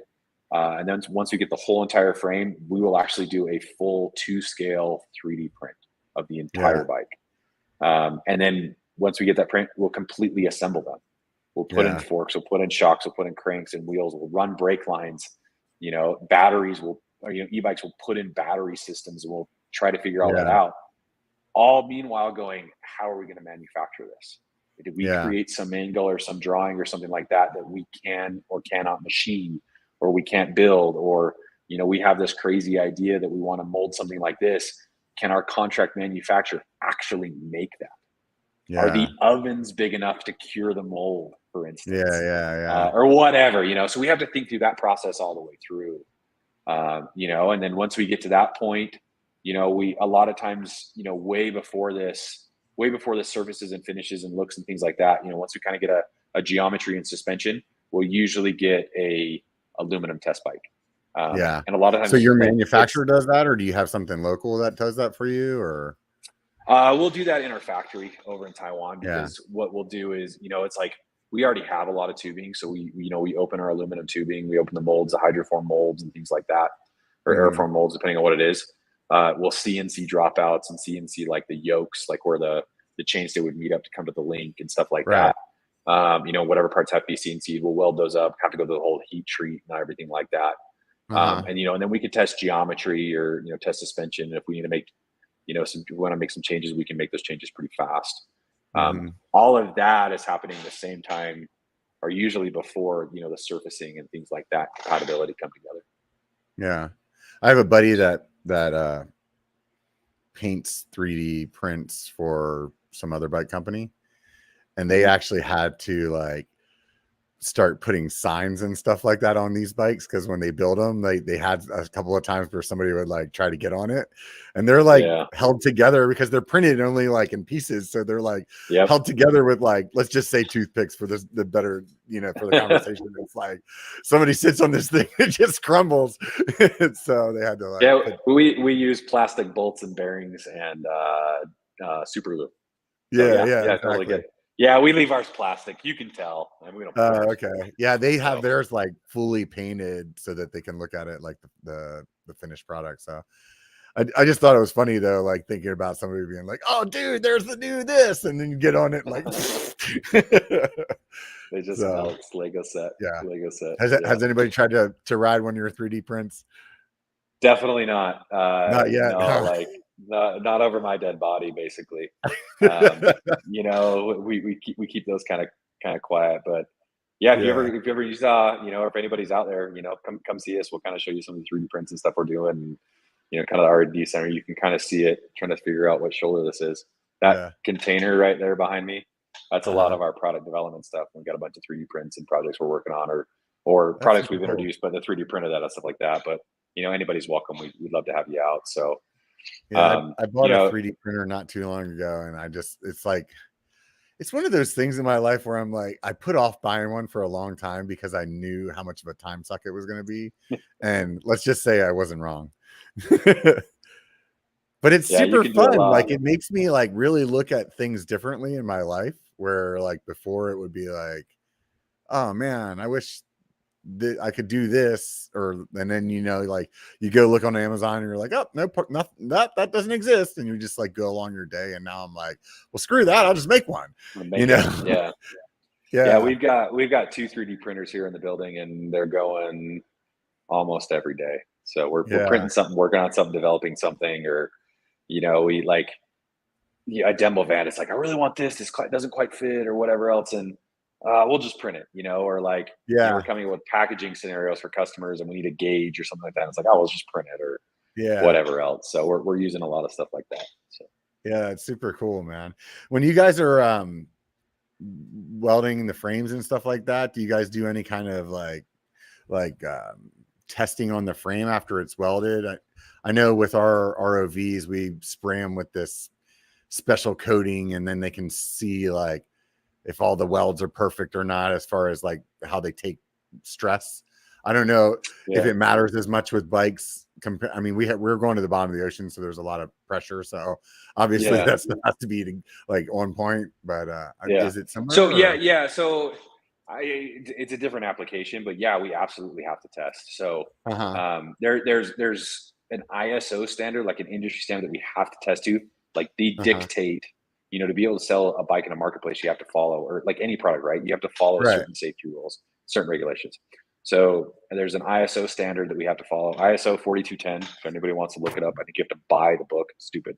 But there is a standard of, you know, what we have to have for different impact testing or different fatigue testing and things like that, you know, and will give you like weights and repetitions and things like that. But then that's just a safety thing. But we actually go above and beyond that. There's certain tests that we've learned, that how we want our product to behave, how we want our product to handle, you know, and work in the marketplace, that we will dictate different tests. There's some things that we test on different, like, you know, rear impact testings or higher standards. We'll add more weight, we'll add more repetitions, we'll, you know, drop things from a higher fall. We make sure that our bike is actually set up in the proper geometry when it's going through testing. Some of that's not required. Some things like the rear shock is replaced with a steel bar. So 100% of that force is going into the frame. You know, the ISO isn't totally clear. You can put a shock in there, you can't put a shock in there. So you think, if you've ever seen any testing videos or something like that, and it's like, oh, that thing was dropped with 200 pounds on it, but it was only dropped from like, 2.5 feet. I'm going to put way more into that. But if you Yeah. look carefully, it's like, that's a steel fork. It's a steel shock. There is basically, it's dropping on a steel bar on the axles. There's no tire, rim, spoke. There's no Yeah. shock to take up any of that force or things like that. So, over the years we've learned, and then just learning, something failing on a racer, or something failing on a test or something like that. And we can Yeah. change the testing standards from there. So Are those standards, like the impact standards, are they the same for carbon as they are aluminum? yes. Yeah. It's classified like cross country, trail, and downhill are kind of the three Okay. classifications on a mountain bike. Road bike, there's just road bike. There's no different Yeah. classification for gravel, for triathlon, for anything else. And so what we have done internally, like our gravel bike, we test at mountain bike standards. Mm-hmm. Our e-bike and enduro bikes get tested at downhill standards, which are Mhm. higher weights, higher drops, more repetitions than just like a regular mountain bike. But even our Mhm. regular mountain bike, we usually add anywhere from 20 to 30% more weight and repetitions than Mhm. what the standard is. So Right on. With your builds, do you guys add any like kind of extra things that you could do, like putting ride wrap on or any kind of like things like that? yeah, so we offer a frame protection kit, either like kind of a basic cable run, or we don't do like a full ride wrap. I know that's something in the works. We've talked with those guys, but we do offer and we'll install that here, like a deluxe frame protector kit. It covers pretty much like the whole entire top tube, the whole down tube, the chain stays, seat Mhm. stays, and really those high impact areas. But that's something we can add here. That's kind of what we said is we're really customer focused. We're all about the absolute best experience. We joke that we're not really a bike company. We're an experience company who happens to be selling bikes. There you go. Yeah. But we we're obviously into the engineering and manufacturing side huge, but it is about that customer experience and really the enjoyment. With the What about product. And decals? Like if somebody's like, man, I don't like that white. it is a conversation that's happening. Yeah. It's not something that's finalized yet. We are Uh-huh. actually we're actually working on a full custom paint option right now. Oh, So we wow. hope in the future that you can do top to bottom whatever your heart desires on paint. Oh, Then wow. That's crazy. we'll paint here in the U.S. But that's one that we're testing and working through. There's a lot that goes into paint. With Yeah. curing and durability and temperatures and controlling that and humidity. Yeah. And if that's not absolutely perfect, you can have some pretty big issues with paint. So we're working Yeah, with a few definitely. painters right now to figure out how to make that work. Oh, that's rad. So lots of good things to come then here soon with you guys in that aspect. It sounds like you guys got it dialed, man. Just like the last time we talked, and I couldn't be more impressed with everything you had to say, Tyler. So they should give you a raise. I like what I do. They let me ride my bike every once in a while, so I'm happy. Right. Well, hey, man, it's like almost 2 hours. I always ask people what YouTube channels they like to watch, just if it has to do with like, off-road recovery or, I don't know, putting horseshoes on. I do horses watch Matt's off-road recovery, but Matt's off-road recovery, Wendover Productions. I'm a big fan of history and learning. Wendover Productions, I like quite a bit. What is that? Kind What of is it? How's it spelled? Wendover, like the city in Nevada. Okay. Utah, Nevada. Wendover Okay. Productions. It's I'll pretty have awesome. to check that out. I'm big into history and like all that kind of stuff too. So I obviously watch all the bike ones, but Wendover Productions is a good one. And then another one I watch, big foodie, big into cooking, big into gardening. There's one called Eater. It's right about just different restaurants around the world and stuff like that. cool. That's cool. I really like that Bourdain show, man. It's a pity that guy's not around anymore. But my lady's a big cook, and you wouldn't know it by her like choosing to be with me because I'll like eat Chef Boyardee out of a can cold. And she usually when I ask her for what's for dinner, is like she tells me, and then I'm like, can you like translate that to English for me? And like, is it chicken? Is that what you said? So Yeah, no, that's good stuff, man. Well, hey, dude, awesome. I know it's Sunday and we're taking time away from your family, but so I really appreciate that you took the time to sit down and chat with us. It really means a lot. I mean, you've given us so much great information about the company. I'm sure if anybody that's listening wasn't interested in Fezzari at the beginning of this, I'm sure they're probably going to your website and checking it out. If not, you should go check that out now. It's fezzari.com,